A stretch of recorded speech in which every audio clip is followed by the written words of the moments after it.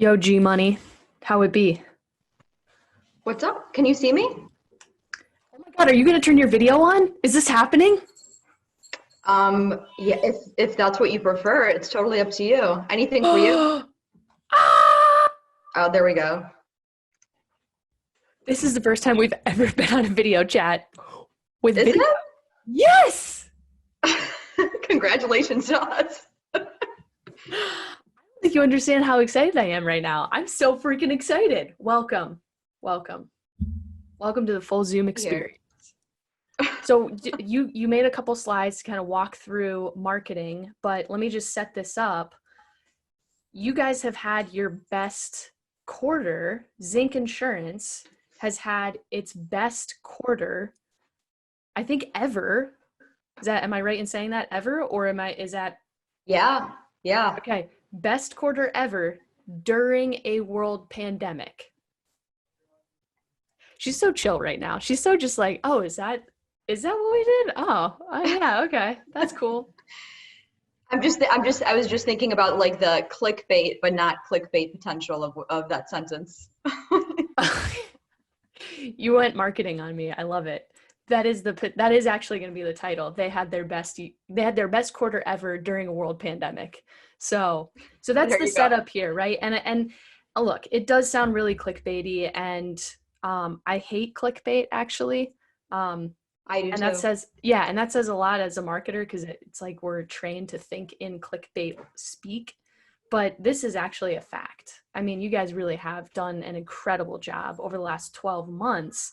And here's the thing, right? It's not what you've done necessarily in this quarter, it's actually what you've done 12 months before this quarter that Hmm. has set Hmm. you up for Yeah. these few months. So I would love to walk through just like how you've done this. And I know the big question right now too is um, maybe this is a time we focus on our customers and we don't talk to prospects at all. I mean, who's buying anything right now, and is it insensitive to even talk about slinging insurance products to people? Um, and you guys have taken the stance that like, hey, we've had these we've got these marketing campaigns running, and they're out there to we've positioned them in a vertical or marketplace to help these guys get the right coverage at the right time. So walk me through maybe how one of these campaigns that's running right now and how it's Sure. working. I mean, if it's Yeah. working, it means people are wanting the content, right? Like, I mean, Yeah, and I mean, first of all, if you, like I said before, if you have some of this stuff on hand, and if you look at this stuff day by day, and you get yourself in a position personally in your team where you're going to make the decision to take the customer and the marketplace as your indicator of everything that you're doing, and that's, it sounds a lot easier than it is to have the guts to make that decision. But when you're ready for that and when you make that decision, it actually makes your life a lot easier. mm, And so for us, yeah, I mean, listen, there's a lot of crazy things happening, but if we're not all dead and the world is not wiped out, there's still a marketplace, there's still an economy, and there's still people who need things. So regardless of where they are in that journey today, if you think that you are an important part of that journey, then you have to be there regardless of where within that journey you need to plan on being today. You have to invest, in that. mm-hmm. And so for us, yeah, I mean, with truckers, that's a niche for us, and there's a lot going on around us, and so truckers are still on the road, and they have so many needs, and listen, if we saw that and in the same day try to make a move, and have the results that we did, we more than likely wouldn't have been able to. So this was months of investing in truckers, and having, wins and fails and advertising and campaigns, and me trying so many different things that were epic fails and so many things that were wins, and tying those things together and just trying to figure out how we can create a product and a marketing journey for our prospects that was most valuable. Um, and so that took us a little bit of time, but it really paid off in a moment that mattered so much to truckers. Mm-hmm. So yeah, this is just one of the ads. We have a bunch of them running. Yeah. Well, and talk me through, and obviously we don't want to give away the secret sauce. So that's maybe where they start the journey. This is one of the landing pages they come to. And what did you learn as you were, watching how truckers were engaging with your ad funnels and your campaigns? And how did it inform, creating this landing page?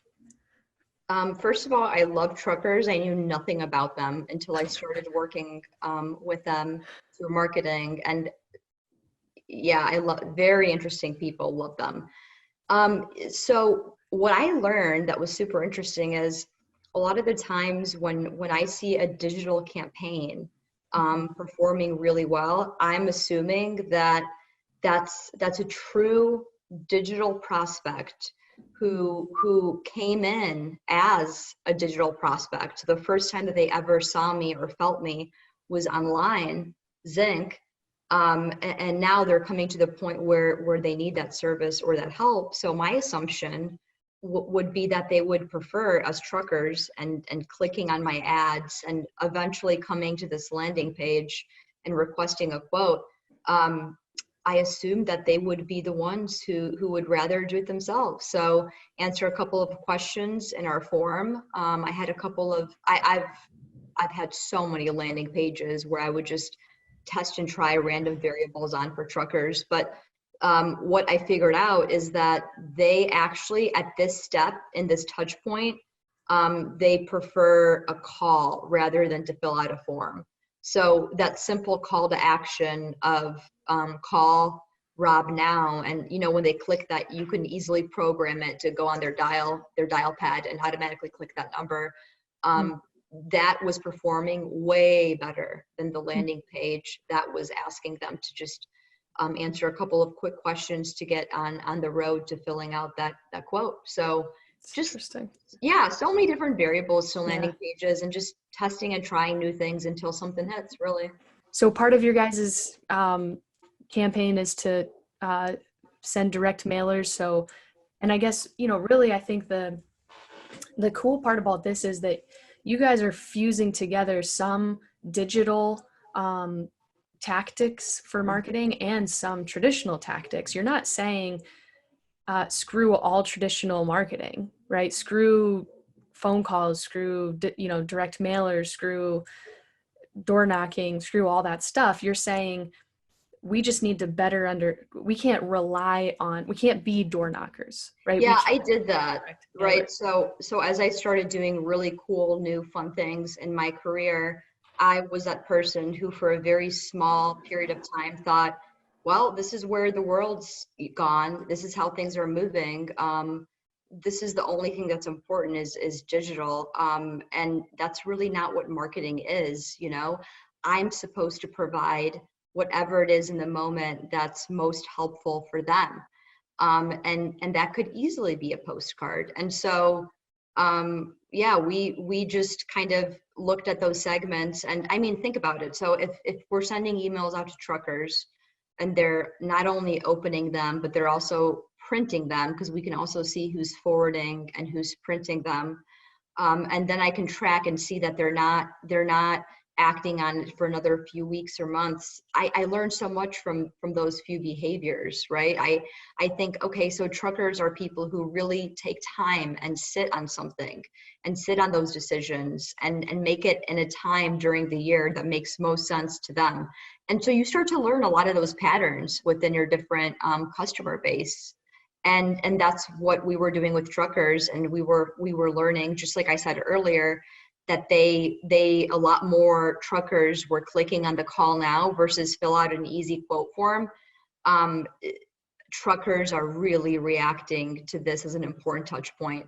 They want something that they can dive deep into. So yeah, we're very agnostic. In my marketing, it's just whatever is working in that moment on that day for that specific niche. Yeah. Well, and it's not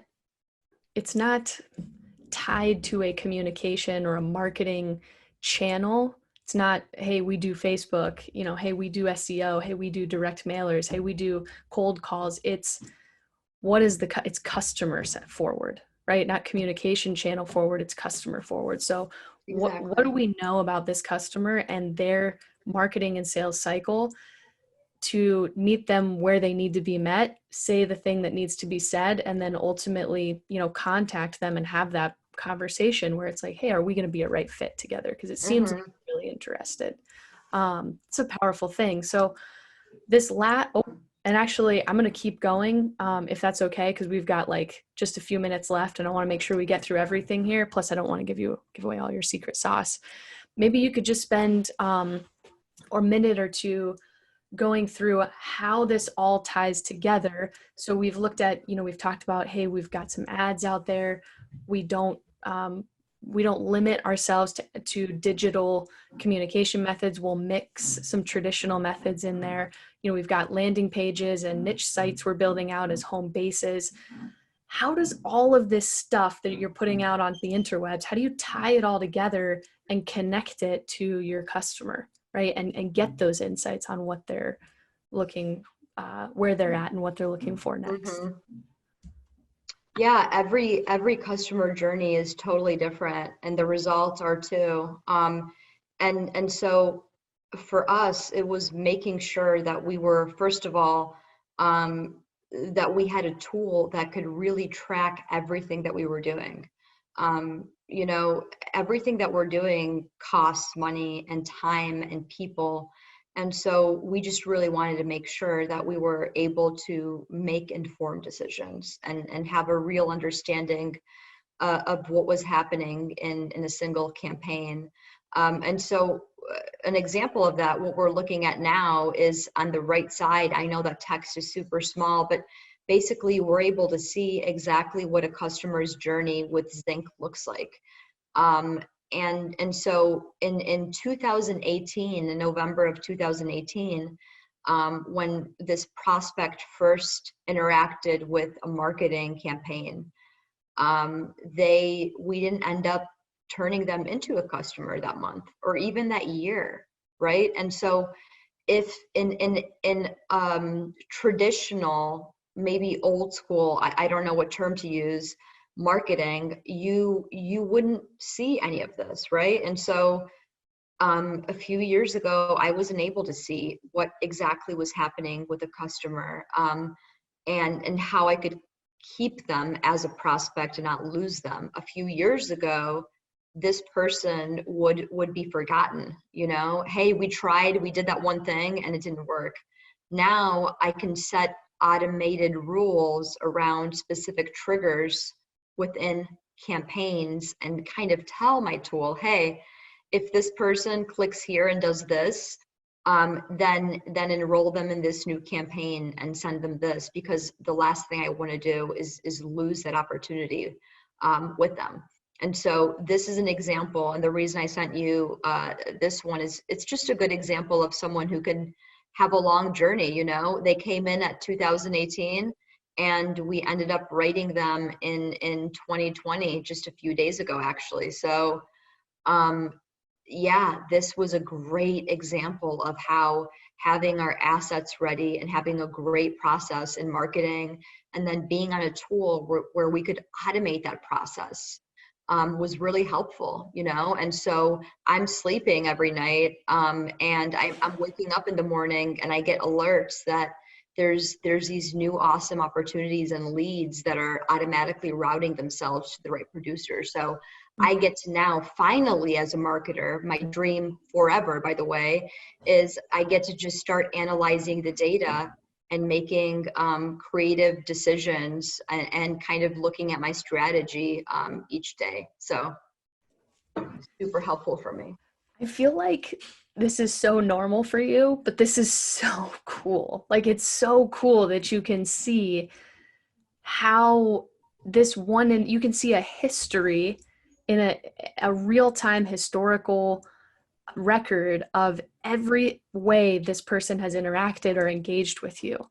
And here's the thing, like, it's not just interacting with a person. People want to, I mean, the age of the internet is all about empowering and informing the consumer, or allowing the consumer to empower and inform themselves, is what I should say, right? Mm-hmm. That's the age of the internet. Is you don't get the luxury of being on the phone. Like, I remember when my dad was teaching me sales tactics, and it was all about, you've got to touch them X amount of times within X amount of time period. And, Mm-hmm. if they don't sell, then you've got to let them go, because they're just clearly not interested. So first of all, you've defied that just by this one person here coming back a year and a half later. It's like, my gosh. I mean, people are very complicated. So, I mean, if you just very quickly think about that, Yeah. it's hard. You can't just decipher if I send Sid a row this one text message Mm-hmm. right now at 12:50 p.m. Eastern. And if she doesn't react in the next day, then she hates me and I should block her number and never talk to her again. I think people are a little bit more complicated than that. That's And amazing. so that's Yes. that's what's really cool is we're able to see all those Well, things. yeah. And to your point, everybody's going to have a different journey, right? So Hmm. well, I need to send, you know, every one of my prospects an email, and then I'm going to send them another email 3 days later. And the email, the first email says this, and the third email says that, and the fifth email says that. And then I'll call them. And you're just like, Hmm.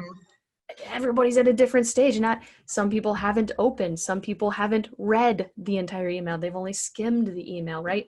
So you've got all these different people at different points in the journey, and you've got to have a tool that allows you to be dynamic enough. Yeah, I want them to move through the entire journey now, in the minute, in the Yes. day, but they Yes. are not always ready to. And Yes. so why would me forcing them through that process and being so stubborn about that? How could that possibly help me? And so all this is doing is really is giving them something in the moment that makes the most sense for them, and their journey is different. And so if we only send them things in the moment where they're reactive and they're Mhm. interested and they're curious and it's valuable for them, then we're really providing something meaningful, and that's when you start to see them move through. So Mm. it's really cool. It's a powerful thing. Well, I know we're almost up. You sent a couple of different journeys here, so I think this is just a different look, another different look of like, hey, look, we can track all these things if they're coming in from an ad. And this is automation, right? Working in the back end, I think was what you were kind of Yeah, explaining this was was. automation in the back end, and this was also just a quick example of, hey, by the way, if people are not reacting to one thing, it doesn't mean that they may not react to something else. So put them in a list and remarket to them Mm, through maybe the same or a different platform, using different imagery, different language, and something else that may be appealing to them. So this is really giving me a chance as a marketer to have a couple different shots with this person, mm, and that's how we're getting a lot of leads, especially through trucking, is remarketing. So it's yeah. powerful. So this too, I mean, the ability, especially coming into a world pandemic, to have in real time where your agency sits with its marketing operations, so you can see how many people are in all the different stages of your pipeline. And maybe you could just take a sec to break out, not all of these people are ready to buy, right? But they know you, and maybe you could walk me through the different stages here of kind of how you're thinking about where they're at and what they need to hear. Yeah, this is a super general and basic view of a marketing pipeline and how it connects to the rest of our business. And again, like everything else that I'm using, you can always drill down.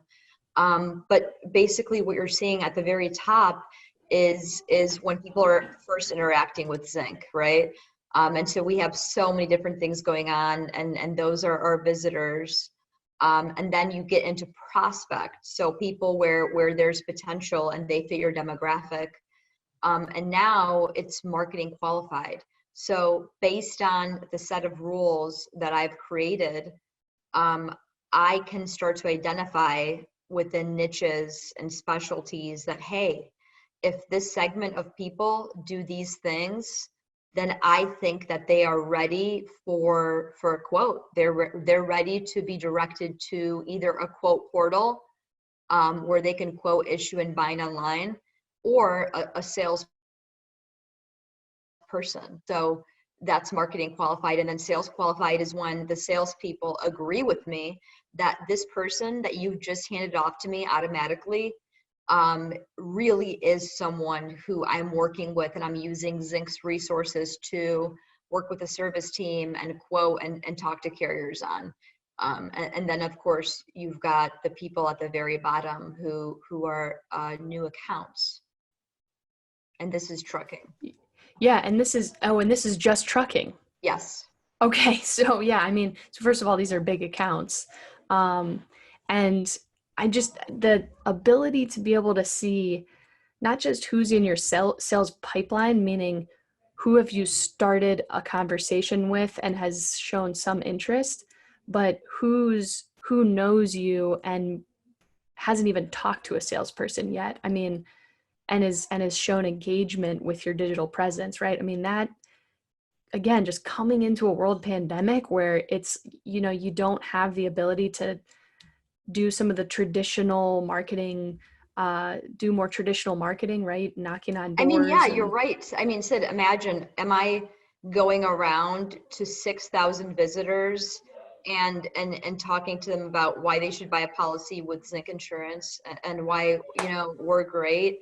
And then yes. by the end of it, and by the end of how many ever postcards or whatever I decided was important for those people, if I only got 16, that Yep. would normally have been an epic fail. But in digital marketing, when I have preset rules and I use automation, that's actually a huge win because I'm not sitting here throughout the day kind of managing everything. I'm just looking at the data and making new pivots and decisions. So it's kind of cool to see this pipeline and compare it to traditional marketing compared to where marketing is going.